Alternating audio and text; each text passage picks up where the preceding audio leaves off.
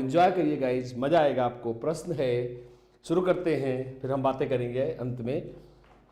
पुरस्कार क्या है? तो एक परिभाषा गाइज देखिए, किसी वांछनीय व्यवहार को सुखद साहचर्य से जोड़ना क्या है? पुरस्कार है। कितना डेफिनेशन डीप दे दिया है लॉग ने। क्या मतलब, अगर किसी ने कोई ऐसा काम किया है जो आप चाहते हो कि हो, ऐसे ऐसे परफॉर्मेंस को सुखद आश्चर्य, उसको हमने एक छात्रवृत्ति दे दी, उसको प्रमोट कर दिया। सुखद साहचर्य मतलब हैप्पी एसोसिएशन एसोसिएट करना क्या कहलाता है? पुरस्कार है। मुझे यकीन है, मतलब किसी अच्छे कार्य को सुखद अच्छे अनुभव से कनेक्ट करना ही क्या है? पुरस्कार है। पुरस्कार के प्रकार एक बार देखेंगे। मूर्त पुरस्कार, जो दिखे आंखों से, या इसे भौतिक, जिसका शरीर हो, जिसका बॉडी हो, उसे कैसा पुरस्कार बोलेंगे? भौतिक पुरस्कार। जैसे सॉरी, किताब, कॉपी, पेन, शील्ड, मेडल। ये देखते हैं आपको, हमको किताब मिल जाती है, एक मेडल मिलता है, क्योंकि ये दिखाई देता है, इसलिए यह कैसा पुरस्कार है? It's going to be physical awards, और इसे हम बोलेंगे मूर्त या भौतिक पुरस्कार। अमूर्त या सामाजिक पुरस्कार, मतलब कुछ पुरस्कार ऐसे होते हैं जो हमको नहीं दिखाई देते, जैसे किसी व्यक्ति को पदोन्नति करना। कोई जरूरी नहीं गाइज, लास्ट में मैं आपको कुछ कमेंट बताऊंगा, पर एक बार सुन लेंगे कुछ कमेंट के रूप में। अमूर्त और सामाजिक पुरस्कार जो दिखाई न दे, जैसे पदोन्नति, माफ करेंगे, इट शुड बी पदोन्नति, it should be promotion in fact, तो इसको हम देखेंगे। इट शुड बी पदोन्नति, प्रमोशन। किसी आदमी को अच्छे काम करने के लिए प्रमोट कर देना, किसी व्यक्ति की ताली बजा के प्रशंसा कर देना, क्योंकि यह दिखाई नहीं पड़ता, इसका पेन की तरह दिखाई नहीं पड़ेगी प्रशंसा, इसलिए यह कैसा पुरस्कार है? सामाजिक या अमूर्त पुरस्कार। और लास्ट में है व्यक्तिगत पुरस्कार। देखिए गाइस, व्यक्तिगत पुरस्कार कैसा है? वह पुरस्कार जो किसी एक व्यक्ति को दिया गया है। जैसे क्लास में जो बच्चा प्रथम श्रेणी पास हुआ है, उसको आपने पुरस्कार दिया है, इंडिविजुअल अवार्ड है, इसलिए इसे कैसा पुरस्कार कहेंगे? व्यक्तिगत पुरस्कार।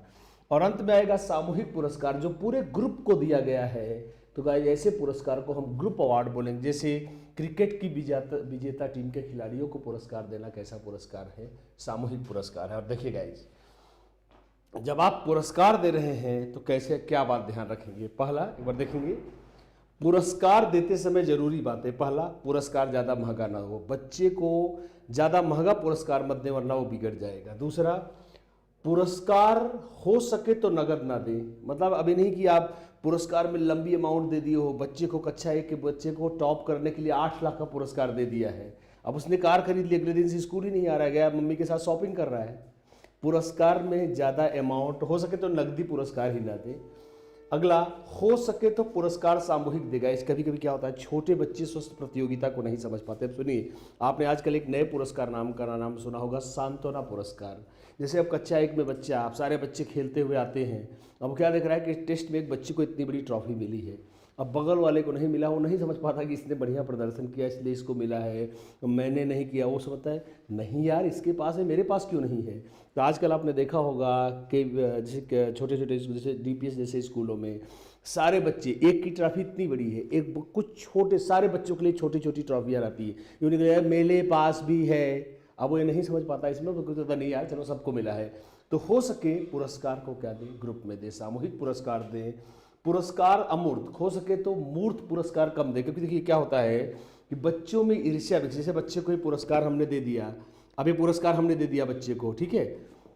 अब क्या हुआ कि बच्चे को हमने अगर पुरस्कार दे दिया गाइज, तो अब आप अच्छी तरह से इस बात को जानते हैं कि बच्चा, उसको लगेगा नहीं यार इसके पास एक किताब है, तो उसको कुछ ऐसा पुरस्कार दे दें, ठीक है। तो अब उसको हम एक ऐसा पुरस्कार दे दें, जैसे अब जैसे कहने का अर्थ क्या है, ये कप है, ये कप है, हमने बच्चे को पुरस्कार भी दे दिया। अगले दिन वो बच्चा जो नहीं पाया, देखेगा अरे यार ये तो रोज कप लेकर आएगा, वो उसके कप को चोरी करना चाहेगा, उससे झगड़ा करना चाहेगा। पर अगर हमने एक बच्चे को ताली बजा के, बहुत अच्छे बेटा बहुत अच्छे, एक कल दिखाई भी नहीं देगा और पुरस्कार भी हो जाएगा। इसलिए हो सके तो पुरस्कार कैसा देने की कोशिश करें, अमूर्त देने की कोशिश करें। पुरस्कार में बताया ना मैंने, मर्सिडीज बेंज मत दे दीजिए।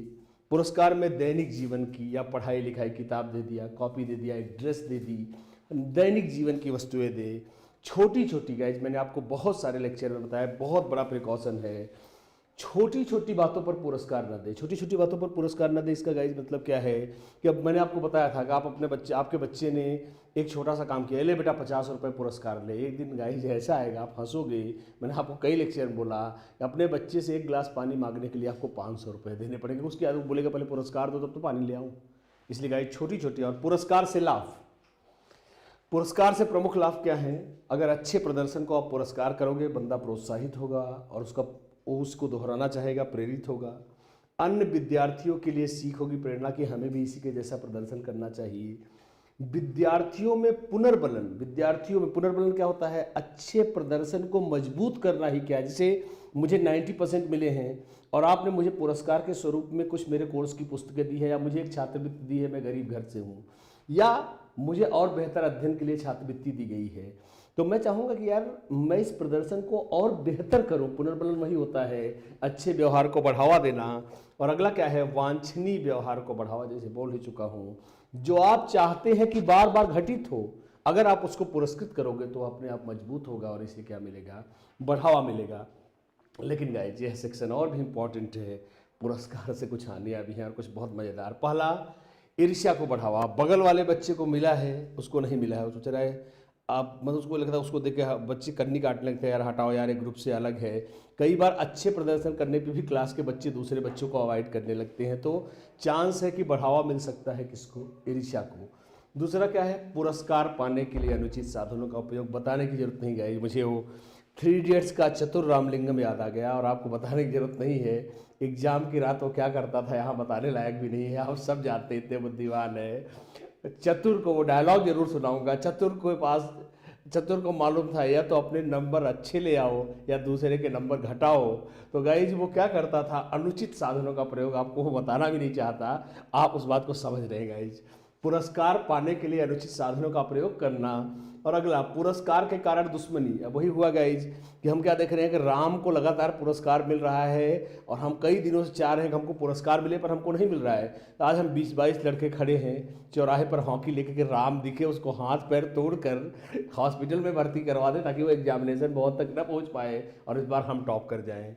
पुरस्कार पाने के लिए रट्टा मारने। कई बार गाइज देखिए गाइज, ये एनसीएफ 2005 का मुझे दूसरा मतलब मार्गदर्शी सिद्धांत याद आ गया, आपको पढ़ाऊंगा आगे। एनसीएफ 2005 का दूसरा मार्गदर्शी सिद्धांत क्या कहता है? शिक्षा को रटंत्र प्रणाली से मुक्त किया जाए। मतलब कई बार पुरस्कार पाने के चक्कर में विद्यार्थी बिना समझे विषय की नहीं, भाई जैसे हमारे यहाँ आजकल क्या होता है गाइज, हमारे गार्जियंस, मैंने बोला ना, शर्मा जी के बेटे के साथ पापा की भाई थोड़ा सा कंपटीशन रहता है। पापा और शर्मा जी दोनों लोग बड़े अच्छे मेधावी थे। अब भाई शर्मा जी के यहाँ चल रहा है समान समान का नियम, और हमारे यहाँ चल रहा है मेंडल का तीसरा नियम, जिसे हम प्रत्यागमन का नियम कहते हैं। पापा तो जीनियस हैं पर हम जड़ बुद्धि हैं। शर्मा जी भी जीनियस थे, उनका बेटा भी जीनियस था, पर पापा ने पहले ही दिन अलर्ट जारी कर दिया, नहीं नहीं भाई, नहीं नहीं नहीं, शर्मा जी के बेटे से तेरे 1 नंबर कमाए तो उसको बहुत मारूंगा। अब मैं शर्मा जी के बच्चे जैसा ब्रेन तो रखता नहीं, इसलिए वो तो समझ के पढ़ता है, पर रट्टा मार रहा हूँ उसको पछाड़ने के लिए। रट्टा मारना अधिगम के लिए हमेशा ठीक नहीं रहेगा गाइज। तो गाइज ये रहा पहला lecture, short and sweet lecture. मैं चाहता हूं गाइज कि इसके एक पार्ट और आएगा, पुरस्कार और दंड। इसके इनफैक्ट 3 पार्ट आएंगे। तो मैं चाहूंगा बिंदास आप पढ़िए और फीडबैक देते रहिए guys. With this I R P mister close you. Thank you guys, thanks a lot and good night.